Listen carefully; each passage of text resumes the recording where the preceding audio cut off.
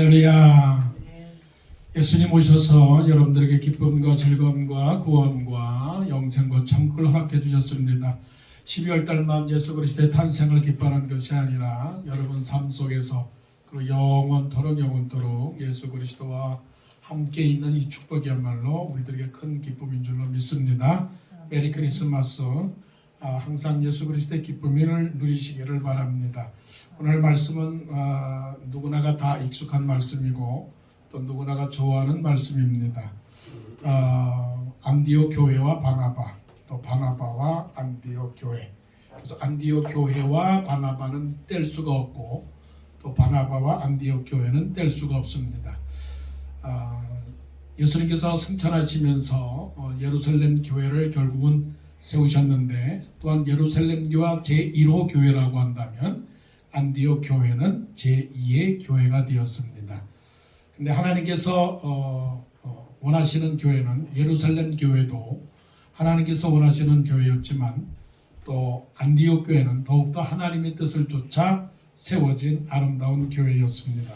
오늘 말씀을 통해서 어떻게 바나바와 안디옥 교회가 서로 합력하여 선을 이루었는가 그것을 보도록 하겠습니다. 19절 말씀에 보니까 그때에 스데반의 일로 일어난 환난으로 말미암아 흩어진 자들이 그때에라고 하는 것은 바로 지금 우리가 살고 있는 이때에 옛날에 과거에 지금 그리고 미래에 그런 말입니다. 바로 하나님의 때에라고 하는 말이죠. 하나님이 정하신 때에 그것은 우리 인생의 때가 되는 것이고 또 역사의 하나의 시점이 되기도 하는 것이죠. 근데 그때에 무슨 일이 일어났습니까? 스데반의 일로 일어난 환난, 스데반의 일로 일어난 환난, 누구로 인한 전쟁, 누구로 인한 아픔, 또 누구로 인한 싸움과 고통과 또 경제적 불경기, 정치적인 탄압, 때로는 고립, 때로는 외로움, 고독, 질병 이런 여러 가지 일들입니다. 그러므로 그때의 스데반의 일로 일어난 환난이라고 하는 것은 우리 삶에 일어나는 여러 가지 일들, 생사화복, 흥망성쇠, 만 가지 일들을 말하는 것이죠. 그것은 결국 한마디로 말하면 슬픔이고요. 그리고 그것은 절망이고요. 그것은 고통입니다. 이 세상은 어떤 세상일까요? 고통의 세상입니다. 눈물 없이 못 사는 세상입니다. 그래서 어느 누구가 말하기를 눈물 젖은 빵을 먹어보지 아니하는 사람, 그 사람하고는 삶을 논하지 말라라고 하는 그런 익숙한 단어도 있지요. 자, 스데반의 일로 일어난 환난, 이것은 참 불행이라고 생각할 수 있습니다. 그런데 그 일로 인해서 어떤 일이 일어났습니까? 다 흩어졌습니다. 살 수가 없고 또 살 길을 찾아서 핍박을 피해서 다 흩어졌는데 흩어진 자들이 어디까지 갔느냐면 베니게로 갔고요. 구브로로 갔고요. 안디옥까지 이르렀습니다. 베니게는 시리아 북쪽을 말하는 것이고요. 이스라엘 위에 레바논, 조르단 위에 레바논 위에 시리아. 그러니까 레바논의 북쪽 쪽에 있는 동네가 베니게입니다. 아직은 바다를 건너가지 않았죠. 자, 베니게로 북쪽으로 올라갔습니다. 구브로는 요즘 말로 말하면 키프로스입니다. 사이프로스입니다.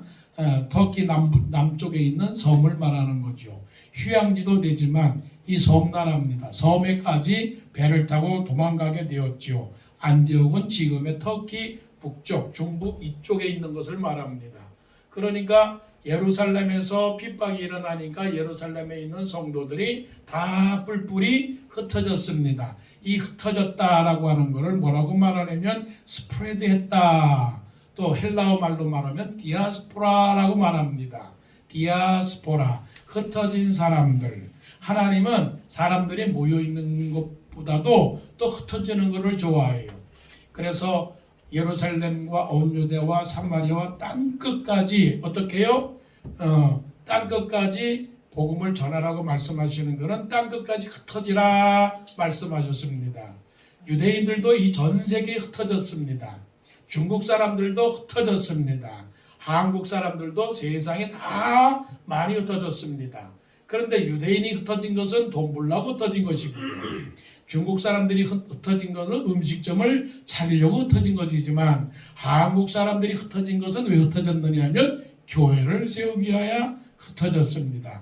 할렐루야. 이게 바로 하나님의 뜻이죠. 이민자로서 생각해야 되는 중요한 하나의 깨달음은 뭐냐면 나를 왜 미국으로 보내셨을까 하는 그 질문을 항상 가지고 대답을 가져야 되는데 바로 이거예요. 어떤 거예요? 이거를 우리말로 말하면 한국에서 미국으로 이렇게 흩어져 나온 것은 그 다음에 베니게와 구브라와 안디옥까지 이르러 유대인에게만 말씀을 전하는데 말씀을 어떻게 해요? 전하는데 교회를 세우는데 말씀을 믿는데 그렇구나 나를 흩어지게 만들었구나 내가 한국 땅에서 태어났지만 미국에서 살 수밖에 없던 이유는 하나님의 커다란 목적이 있었구나. 그러니까 사실은 고통을 당했지만은 그 고통 뒤에는 뭐가 있어요? 하나님의 깊은 뜻이 있는 겁니다. 아직은 모르죠. 그러나 하나님은 나를 통하여 놀라운 하나님의 역사를 이루신다는 것을 생각할 때 우리는 그 뜻을 깨달아야 되는 것입니다. 그렇기 때문에 고통은 고통이 아니라 축복이고요. 고난은 고난이 아니라 그것은 하나님의 기쁨의 선물을 준비하고자 하는 하나의 서곡이 된다는 것입니다. 그러게 지금은 울지만 나중에는 웃음이 찾아오게 되는 거죠. 그래서 하나님께서 정하신 뜻이 있고요. 그 목적하실 그 일이 이룰 때가 있기 때문에 우리는 언제나 하나님의 역사, 하나님의 계획을 볼 수 있는 하나님과 똑같은 눈. 그게 바로 동시성의 믿음을 가지게 된다는 거예요. 믿음이라고 하는 건 뭐냐면 하나님의 눈과 우리의 눈이 같은 시력을 가져야 되는 거예요. 우리의 눈이 얼마나 믿음의 시력이 부족하느냐 하면 울 때는 너무 울어요. 괴로울 때는 너무 괴롭다고 하나님을 원망해요. 그런데 하나님은 우리를 바라보시고 뭐라고 말씀하시느냐 하면 현재의 고난은 장차 우리에게 다가올 영광과 좋게 비교할 수 없도다. 욥이 그렇게 말씀을 했어요. 앞으로 내가 앞으로 가도 보이지 아니하고 뒤로 가도 계시지 아니하는구나. 그가 왼편에서 일하시나 만날 수가 없고 그가 오른편으로 돌이키시나 배울 수가 없구나. 하나님은 숨어서 일하시는 하나님이시라고요. 지금까지 돌아온 인생 오게 되면 하나님은 나를 붙들고 일하시고 계세요. 어떻게 내가 여기까지 오게 되었을까? 그 신비한 비밀은 하나님의 커다란 세계관이 있어요. 그거는 하나님이 세상을 이처럼 사랑하사 독생자를 주셨으니 이는 저를 믿는 자마다 멸망치 않고 영생을 얻게 하려 함이라. 이것이 기독교 세계관이에요. 그러니까 그 기독교 세계관에 내가 포함되어 있는 겁니다. 목사를 통해서 말씀을 증거하게 하고 장로를 통해서 교회를 지키게 하시고 권사를 통해서 기도하게 하시고 집사를 통해서 일하게 하시고 가정을 주셔서 자손이 번성케 하고 아들 딸을 주셔서 결혼하게 하시고 그 믿음의 후손들이 이 땅에서 계속적으로 번성하여 온 전 세계가 하나님의 말씀으로 복음화될 수 있기를 원해서 하나님은 이 땅에 우리들을 부르셨다라고 하는 것을 우리는 깨달아야 됩니다. 그래서 하나님의 동시성은 하나님께서 갖고 계신 그 눈을 그대로 가지시고 지금은 힘들지만 그러나 하나님은 그 비밀의 뜻을 갖고 있구나 하는 것을 우리는 깨달아야 되겠지요. 자, 말씀을 봅시다. 19절의 말씀은 아직이에요. 아직. 그럼에도 불구하고 깨달았음에도 불구하고 복음을 전해야 되는데 그 복음을 어디요? 유대인에게만 전해요. 아직까지 초보 단계, 아직까지 유아기적인 단계예요. 우리가 사람들을 보잖아요. 성도들을 보잖아요. 그런데 우리 마음에 무슨 생각이 들어요? 아직도 멀었군. 아직도 미성숙한데 아직도 열심히 덜하다. 어떡하지? 괜찮습니다. 왜 괜찮느냐 하면 19절에 하나님께서 그렇게 회초리를 들고서 백성들, 성도들을 다 흩어지게 만들었는데 그것도 깨닫지 못하고 말씀은 전하긴 전하는데 누구에게만 전해요? 유대인에게만 전한다. 하나님이 보시고 뭐라 그러겠어요? 아이고 안타깝다. 그거밖에 모르느냐. 너희들은 내 뜻을 모르느냐. 잘하긴 잘하는데 아직도 부족하구나. 그런데도 하나님은 그것을 가지고서 일하시고 계시니 아직은 모자래도 아직은 없어도 아직까지는 풍성하지 못해도 그래도 기다려주시는 하나님을 믿으신다면 자기 자신에게도 오래 참고 다른 사람에게도 오래 참고 이 세상에도 오래 참는 인내가 필요한 겁니다. 아이고 그 사람들이 그 정도밖에 못해. 그래도 참으셔야 됩니다. 하나님께서 사도행전 1장에 주시는 제자들에게 주신 그 위대한 지상명령 앞에서 아직까지도 11장까지 왔는데 그것이 때로는 10년이 걸리고 11년이 왔는데 아직까지도 이 성도들이 유대인에게만 말씀을 전한다. 자기들끼리만 복음을 받고 자기들끼리만 교제하고 자기들끼리만 아브라함의 자손이고 이방인들은 말씀을 듣지 않는다라고 그렇게 생각하는 그런 좁은 시야를 아직도 1장에서부터 11장까지 와서 깨닫지 못하는데 하나님이야 오죽이나 답답하시겠어요. 그렇지만 하나님은 일하신다는 것을 깨달으시고 더 기도하시고 더 기다리시고 더 참으시고 더 용납하시고 관용하시고 더 하나님을 향하여 소망을 가지시기를 바랍니다. 왜요? 20장에 있으니까. 20절에 이 말씀이 있으니까요. 그 중에 구브로와 구레네 몇 사람이 안디옥에 이르러 아브라함이 마침내 가나안 땅에 들어갔다라고 하는 창세기 12장의 말씀처럼 20절에 뭐라고 말씀하세요? 유대인에게만 말씀을 전함에도 불구하고 20절에 그 중에 마침내 파이널 이 구브로와 구레네 몇 사람이 안디옥에 이르러 헬라인에게도 말하여 주 예수를 전파하니 이거는 빵파를 나팔을 불어야 되는 거예요. 박수를 쳐야 되는 거예요. 노래를 불러야 되는 거예요. 이거는 그야말로 파이어웍을 해야 되는 거예요. 마침내 드디어 성도들이 하나님께서 원하시는 뜻을 이루었구나.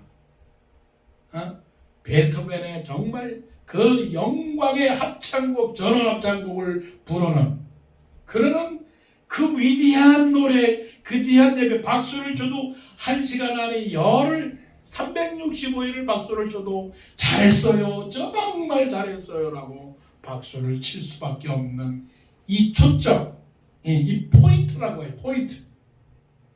그 포인트가 뭡니까? 사도행전의 핵심이에요.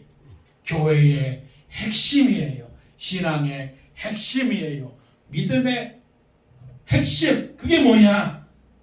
예루살렘과 온 유대와 사마리아와 땅끝까지 헬라인에게도 말하여 주 예수를 전파하니. 전도하는 교회, 선교하는 교회, 베푸는 교회, 섬기는 교회, 사랑하는 교회, 용서하는 교회. 이 교회가 바로 하나님께서 원하시는 하나님의 가장 아름다운 교회. 이 교회가 어떤 교회가 된 거예요? 안디옥 교회가 된 거예요. 넘어가기도 너무 복잡.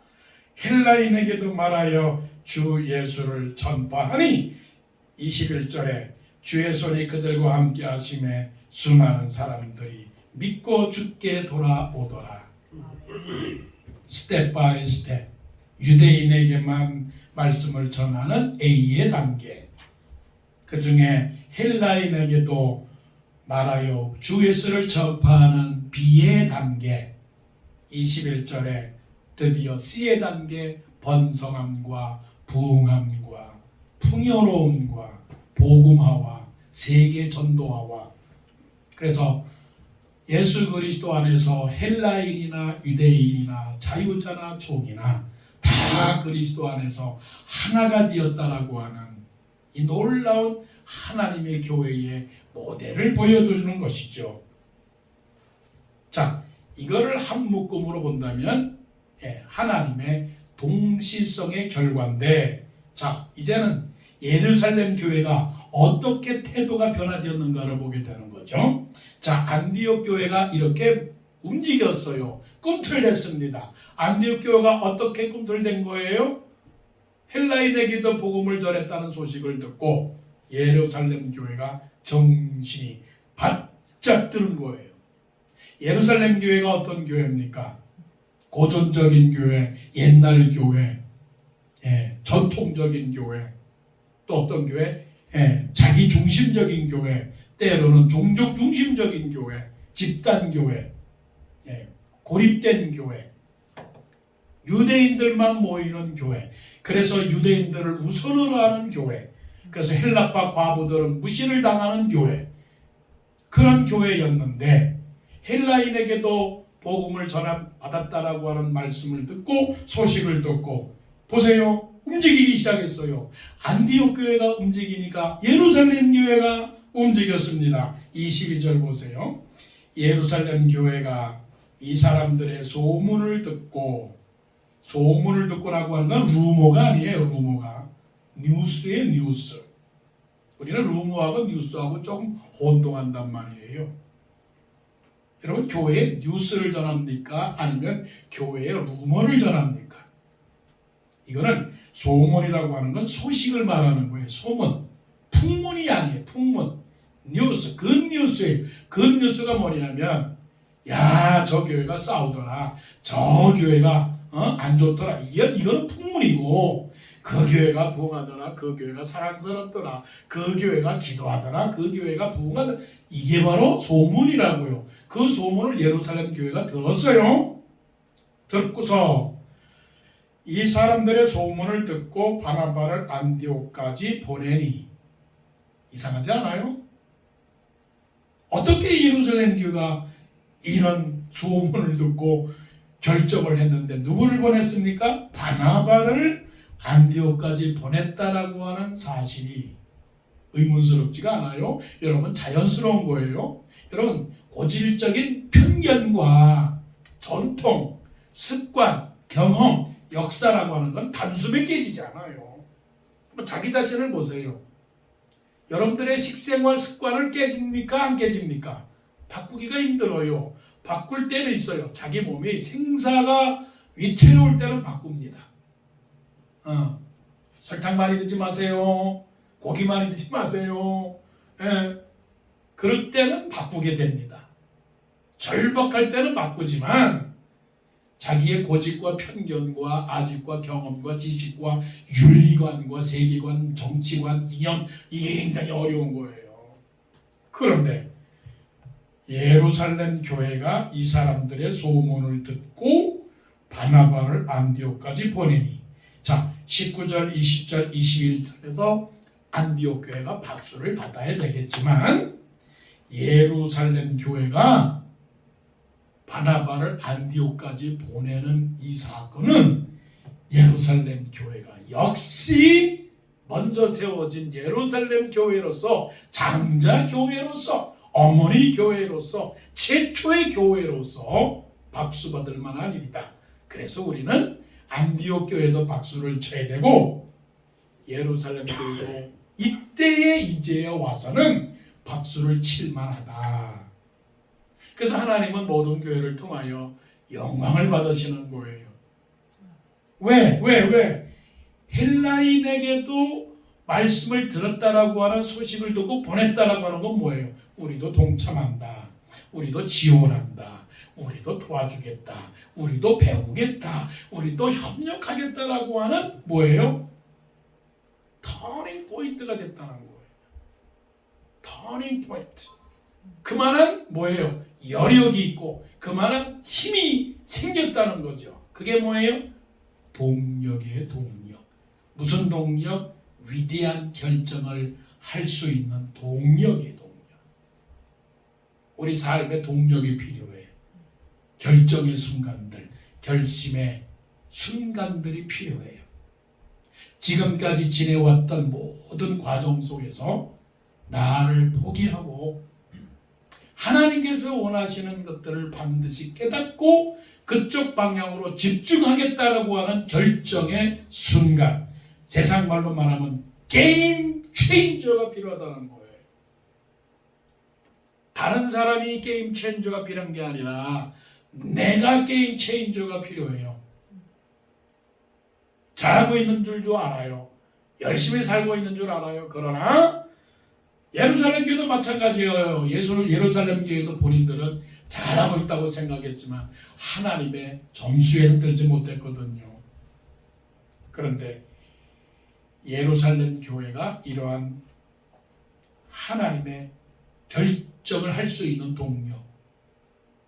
그래서 우리는 날마다 결정을 하셔야 됩니다. 그 결정은 뭐냐면 하나님의 뜻을 깨닫는 결정이에요. 하나님의 뜻을 무엇인가를 깨닫는 결정이에요. 많으나 적으나 중요하지 않아요. 내가 신분이 높으나 신분이 낮으나 중요하지 않아요. 보이지는 않아요. 기록되지는 않아요. 그렇지만 여러분들이 충분히 22절 말씀 속에서 어떻게 이런 결정을 내릴 수가 있을까 하는 것들을 성령을 통해서 깨달을 수가 있어요. 누가 결정했을까요? 베드로 혼자? 안드레 혼자? 예루살렘 교회에 누가? 그들은 기도했을 것이고요. 그들은 말씀을 봤을 것이고요. 그들은 대화를 했을 것이고요. 그들은 의논을 했을 것이에요. 때로는 반대가 있을 수도 있었어요. 저는 싫습니다. 저는 헬라인들이 하나님의 말씀을 듣는 자체는 나는 싫습니다. 저는 반대합니다. 있었겠습니까? 없었겠습니까? 있었겠지요. 사람 사는 사회인데 전부 다가 찬성했겠습니까? 반대도 했겠지요. 그런데 문제는 무난하게, 이걸 말로 말하면 은혜스럽게, 찬성한 사람들은 자기의 공을 자랑하지 않고 반대한 사람들을 향하여서는 미워하지 않고 하나님께서 원하시니 우리가 다 같이 이 일에 협력하십시다 라고 바나바를 보냈다는 거죠. 바나바가 어떤 사람이에요? 구브르에서 난 레위 족속이에요. 이름은 요셉이라고 하는데 별명은 바나바라고 하는 거예요. 바나바. 바나바가 무슨 말이에요? 위로하는 사람, 격려하는 사람. 이 사람을 보냈어요. 하나님은 누구를 보내기를 원해요? 하나님의 사람을 보내요. 그 하나님의 사람이 24절에 이렇게 말씀합니다. 바나바는 착한 사람이요 성령과 믿음이 충만한 사람이라 이에 큰 무리가 주께 더하여지더라. 한 사람이 잘하면 많은 사람이 혜택을 볼 수 있는 거죠. 예루살렘 교회는 동력이 있었습니다. 동력. 여러분들도 또 우리 교회도 그러한 동력이 있기를 원합니다. 그래서 우리는 부지런히 하나님 앞에서 묵상해야 됩니다. 목사는 더 그렇고요. 왜요? 하나님께서 주신 교회, 장로님들이 날마다 주일마다 와서 기도하는 기도의 제목이 뭡니까? 하나님께서 교회를 지켜주시고 교회를 인도해 달라고 기도하지 않습니까? 그러니 장로님들이 기도하는 만큼 목사는 더욱더 긴장감을 가지고 생각하게 되는 것이죠. 그래서 어떤 결정이든지 그것이 하나님께서 원하시는 결정이라고 하는 것들을 생각을 해야 되겠죠. 그 결정 가운데서 바나바를 보냈다라고 하는 이 중요한 결정이요. 사람을 세우는 결정이요. 중요한 결정이죠. 자, 하나님과의 똑같은 눈, 또 하나님의 뜻을 결정할 수 있는 동력, 힘, 파워, 그 다음에 바나바와 같은 그 함께 느낄 수 있는 동감, 동질의식, 동역의 의식, 동일의 의식, 함께 느끼는 이심전심의 마음, 이게 뭡니까? 이게 믿음이라고요.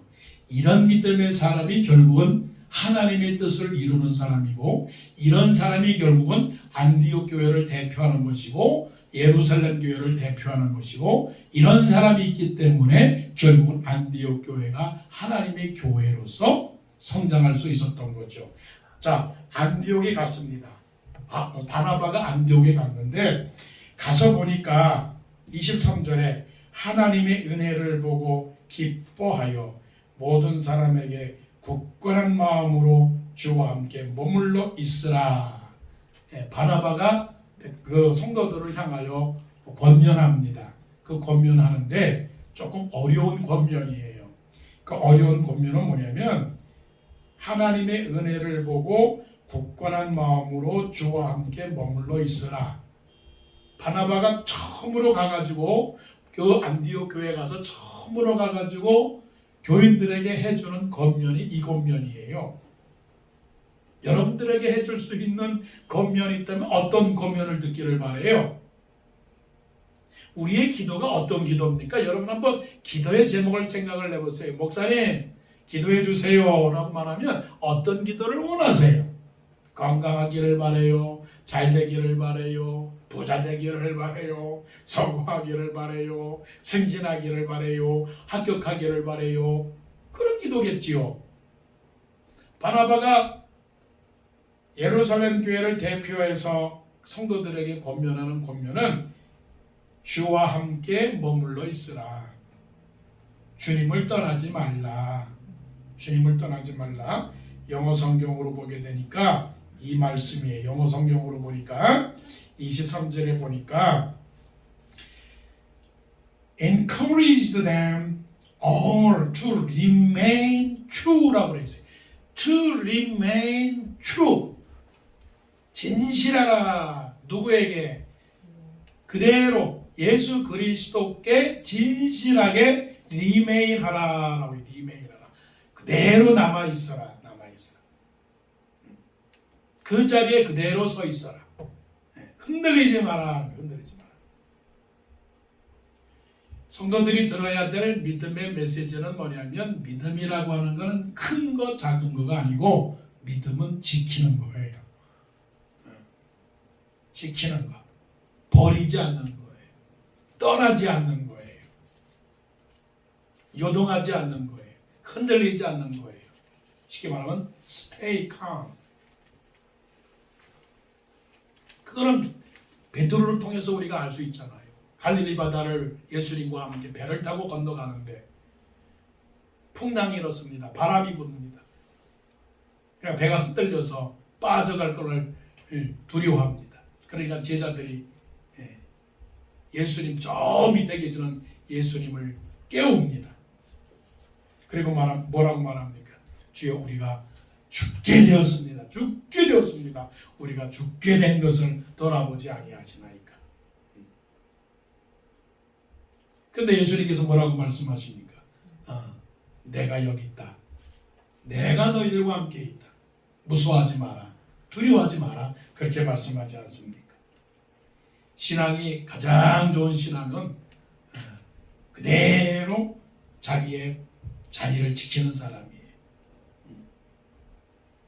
자, 바나바가 안디옥 교회를 향하여 주는 말씀은 그대로 거기 있어랍니다. 그대로 거기 있어라. 흔들리지 말고 그대로 있어라. 삶의 형편에 관계가 없이, 그 사람의 신분과 관계가 없이 그대로 있어라. 자, 이제 24절 보니까, 25절 보니까 이런 사람이 무슨 일을 하느냐면 필요 없는 일을 해요. 필요 없는 행동을 하고 있어요. 무슨 필요 없는 행동을 하느냐면, 바나바가 사울을 찾으러 다소에 가서 만남에 안디옥에 데리고 와서 둘이 교회에 1년간 모여 있어. 나 같으면 그렇게 안 합니다. 왜냐하면 바나바는 지금 안디옥에서 넘버원이에요. 넘버원. 세상의 원리가 뭔지 아세요? 세상의 원리는 넘버원입니다. 마귀의 원리는 뭔지 아세요? 마귀의 원리는 넘버원이에요. 누구를 제치고요? 하나님을 제치고 자기 자신이 1등이 되는 거예요. 한번 곰곰이 한번 세상을 분석해 보세요. 세상의 원리는 내가 1등 되는 거예요. 예수님께서 뭐라고 말씀하셨어요? 먼저 된 자가 나중되고 나중된 자가 먼저 되니라. 하나님은 교만한 자를 물리치시고 겸손한 자에게는 은혜를 주신다라고 그렇게 말씀하시잖아요. 세상이 별거 없어요. 내가 제일이에요. 내가 높아지면 되는 거고요. 내 목소리가 크면 되는 것이고요. 내가 많아지면 되는 것이고요. 내가 커지면 되는 거예요. 그게 마귀예요. 자, 그렇다면 이제 안디옥 교회를 가서 보십시다. 안디옥 교회 성도들이 옵니다. 그러면 인사를 누구에게 합니까? 아유, 바나바 집사님, 바나바 목사님, 바나바 장로님, 그렇게 인사하겠지요. 모든 초점이 누구에게 있어요? 바나바예요. 바나바.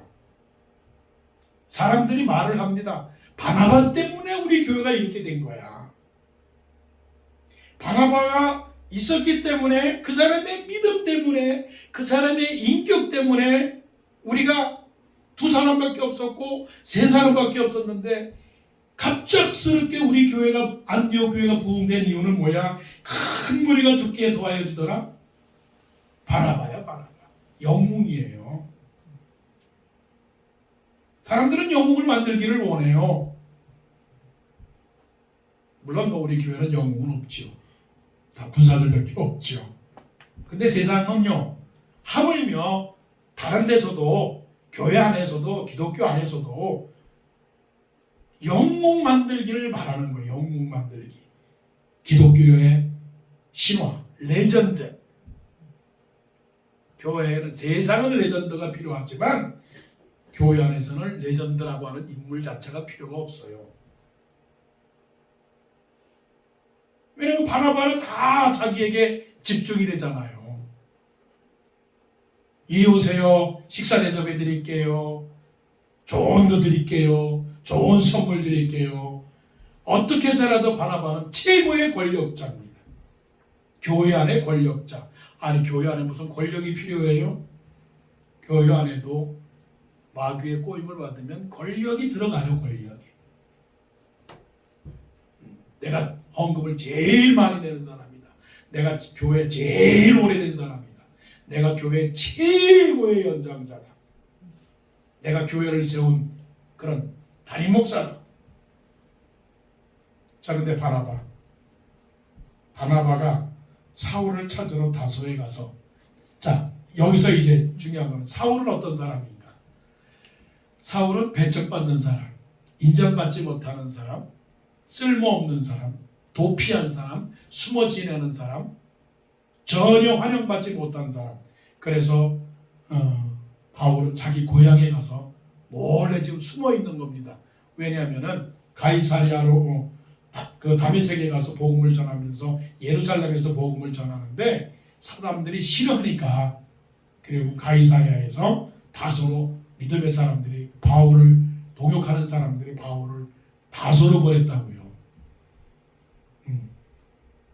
그런 상태에서 지금 사울은 누구에게도 관심을 받지 못하는 인물인데, 결국은 바나바가 그 사울을 찾으러 가서 데리고 와서 1년간 함께 안디옥 성도들에게 말씀을 가르치면서 그런 일을 했습니다. 이게 쉬운 것 같아요? 어려운 것 같아요? 쉬운 일은 아닙니다. 그런데 그 결과가 어떻게 되었느냐? 제자들이 안디옥에서 비로소 그리스도인이라 일컬음을 받게 되었다. 아주 놀라운 일이에요. 사람도 많았지만 사람들이 안디옥 교회를 향하여 말하는 건 뭐냐면, 저 사람들이 정말 진정한 트루 크리스찬이다라고 인정을 받았다는 거예요. 결과론적으로 보면 바나바가 이렇게까지 끌어갈 수 없었는데, 바나바와 사울이 함께 말씀을 가르치니까 이런 결과를 얻게 되었다는 거죠. 아프리카에 그런 속담이 있지 않습니까? 빨리 가려면 혼자서 뛰어라. 빨리 가려면 혼자서 뛰어라. 그러나 멀리 가려면 같이 뛰어라. 멀리 가려면 같이 뛰어라. 바나바라고 하는 사람을 생각을 해볼 때는 우리 우애예요. 그건 뭐냐? 동감이라고 하는 단어를 우리는 바나바를 통해서 찾을 수가 있는 거예요. 동감. 무슨 동감? 외로운 동감. 말하고 싶은 동감. 일하고 싶은 동감. 먹고 싶은 동감. 자고 싶은 동감. 어디 가고 싶은 동감. 갖고 싶은 동감. 있고 싶은 동감. 이게 누굽니까? 바나바예요. 바나바. 그게 어떤 사람이에요? 성령과 믿음이 충만한 사람. 이게 바로 누구의 마음? 예수님의 마음이죠. 예수님의 마음은 우리와 같아지는 마음.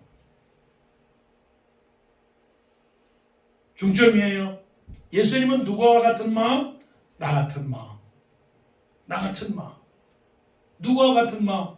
죄를 지은 죄인의 마음을 예수님은 아셨기 때문에 하나님과 동등됨을 취할 것으로 여기지 아니하고 사람들과 같이 되었고 사람과 같이 자기를 낮추시고 죽기까지 복종하셨으니 십자가에 죽으심이라 말씀하신 거예요. 예수 믿으면요, 최소한 다른 사람이 어떻게 느끼고 있는지는 알아야 되는 거죠. 저 사람이 어떻게 살아가고 있는가는 알아야죠. 저 사람이 뭘 느끼고 있는지는 알아야죠. 사실 따지고 보면 사울은 바나바에게 평생 은인이라고 생각을 해요. 은인. 여러분, 평생 남을 도와준 바나바 같은 사람이 있나요? 평생 자기를 도와준 은인을 가진 사울 같은 사람이 있나요? 그런 사람들이 있을 때 결국은 어떻게 돼요? 하나님께서 원하시는 성도가 되고 하나님께서 원하시는 교회가 되는 거죠. 이게 바나바예요. 이게 안디옥 교회예요. 하나님과 함께하는 똑같은 눈, 고통 중에서도 축복을 바라보는 눈, 믿음의 동시성, 어려운 가운데서라도 올바른 선택을 할 수 있는 그 파워, 위대한 결정을 할 수 있는 용기, 그 힘, 그게 바로 믿음의 동력이에요. 나도 중요하고 나도 할 수 있지만 그것을 충분히 다른 사람에게도 함께 일할 수 있는 그 동감, 이게 바로 소통이죠. 이 소통이라는 게 얼마나 어려운 거냐면 내가 아프지 않아도 아픈 것을 느끼는 마음. 예수님이 죄인입니까? 예수님이 못할 거 있습니까? 예수님은 왕이시고 예수님은 능력이시고 예수님은 창조자인데 뭐 우리와 같이 낮아질 필요가 없는데 구태여 이 세상에 오셔서 낮아진 그 이유는 무엇일까? 그것은 우리를 구원하시기 위한 자비롭고도 사랑스러운 마음인 것을 깨닫고 우리도 그런 믿음으로 살아가는 우리가 되기를 원합니다. 아멘. 기도드리겠습니다.